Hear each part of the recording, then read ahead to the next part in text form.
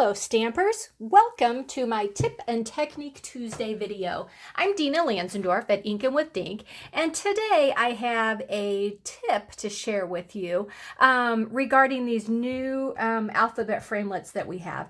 I was not sure about buying these, and I was really upset when the large letter ones retired, but I have to tell you, I love these, and they cut through your cardstock like butter. It is fabulous. So the name of the new dies is called the Hand Lettered Prose dies. Okay, and so you get them and it looks like this, and it is quite the hodgepodge of dies on here. And my very first thought when I got these was, oh my gosh, how am I ever going to know if I have them all or where they all go back or things like that? So my main tip for you today that I wanted to share is what I did so that I could tell whether I had them all or not.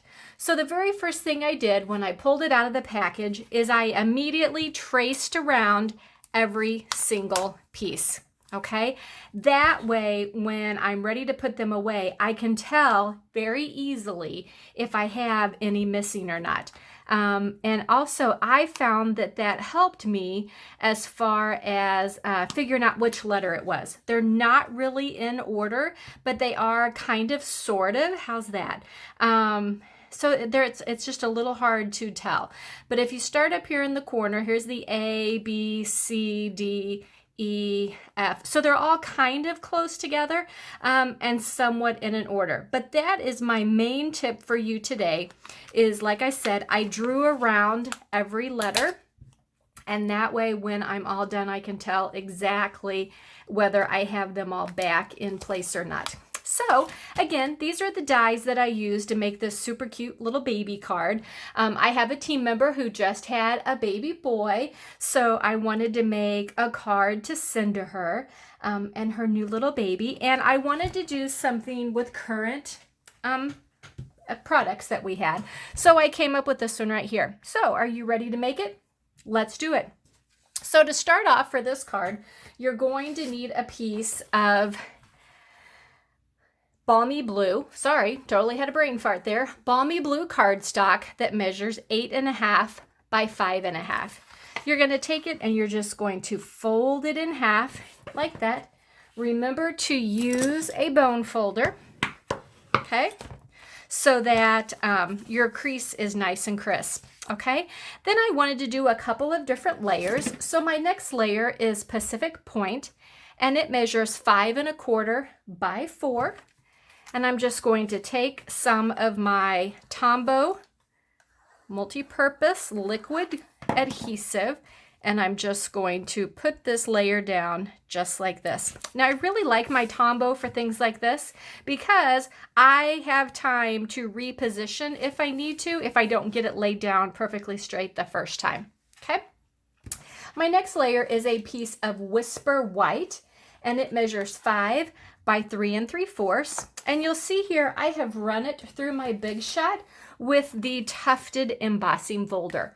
I love the way that this makes the cardstock look. It makes it just so soft looking, so I thought it was absolutely perfect for a baby card. And again, since I'm not stamping on it directly, I can go ahead and put my adhesive on it and just adhere it down to my card front just like that. Okay, now I'm going to put that aside because now I've got some other steps. So then it was time to cut out my letters. And again, I just did the word baby, so B-A-B-Y. And I cut them also out of the Pacific Point just to help it coordinate all together. So I'm not going to adhere these on yet, but I'm just going to lay this down. Ready for my next part, which is using the Fable Friends stamp set, and I'm going to use this cute little bunny. This cute little bunny reminds me so much of Peter Cottontail, which I thought was perfect for a baby card. So what I'm going to do is, I don't want to do it in black because I don't want it quite that harsh. So I'm going to ink it up in basic gray. So we'll just open that up. We're going to ink up our bunny. And we're just going to stamp it right down there like that. Okay. Then I want to color him because he just needs some color to him. So I'm going to also do some coordinating colors. So I'm going to take the light and the dark for the balmy blue. I'm going to start with the light, and I'm going to color his sweater. Okay. Again, I love my blends. I love the way you can color with it. You don't have to, oops, and I just messed that up, didn't I? Let's try that again. We're going to rewind a little bit, try our bunny again, and now we're going to color him and not color the bunny blue, but just color his sweater blue. So again, I love the blends because I can color and color on it, and then I end up, there's no lines when I'm done coloring. I love the way everything blends together and just gives it that very professional look when you're done coloring. So I'm just going to do the light balmy blue there. Then I'm going to take the dark, and I'm going to do his buttons, and I'm just going to kind of do a little bit here and there to give it a little bit of a shadow look. Okay. Then I'm going to take my light smoky slate, okay, and I'm going to color my bunny. I'm using the brush end of this because I've got some fairly good size areas that I'm going to be coloring in here. And I really only use the fine tip end if I've got something really little that I'm trying to color. But otherwise, I tend to use the brush end. Okay, come down here, color this. I'm going to leave his belly white just because I know bunnies and animals aren't necessarily the same color all over. So let's do that. Then I think our bunny needs some pink ears. So I am using light flirty flamingo on here to give him some cute little pink insides to his ears.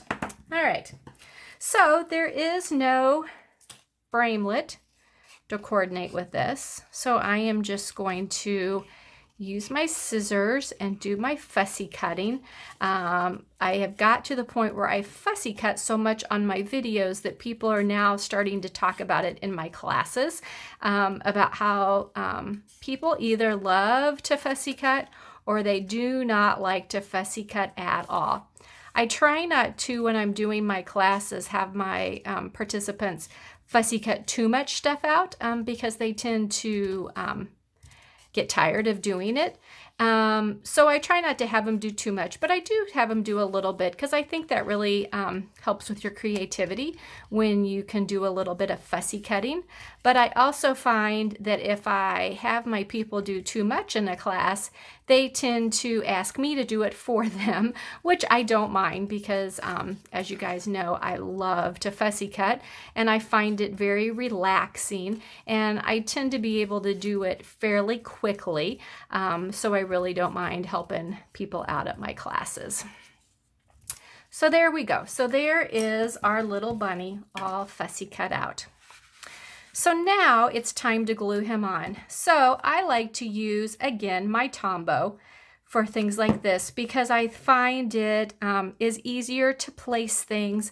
Again, I have a little bit of time to move stuff around if I need to. And they are also super easy to do, just little patches of adhesive so that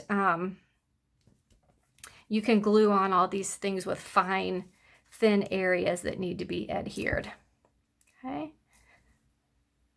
There we go. I'm starting to run out in this bottle. So these letters I just think are super cute. You can join them together, some of them, so it looks like it's all written in cursive, or I just like to put them fairly close together, and I still like what that look is like. All right, there you go. So then I thought, since it was a baby card, it needs a little bit of ribbon to it. So I love the polka dot tulle ribbon. I just think it is beautiful ribbon. And I love to use it on my cards. So I'm just going to cut a little bit of it, tie it in a loose knot. You don't want to pull tight because you want to be a fairly big size knot right there that you're working with. You're going to take a mini glue dot, stick it down on your card wherever you're going to want your ribbon. And then you can adhere the knot right down to it like that. Now this side's a little long, so I'm just going to trim that like that. And there you go.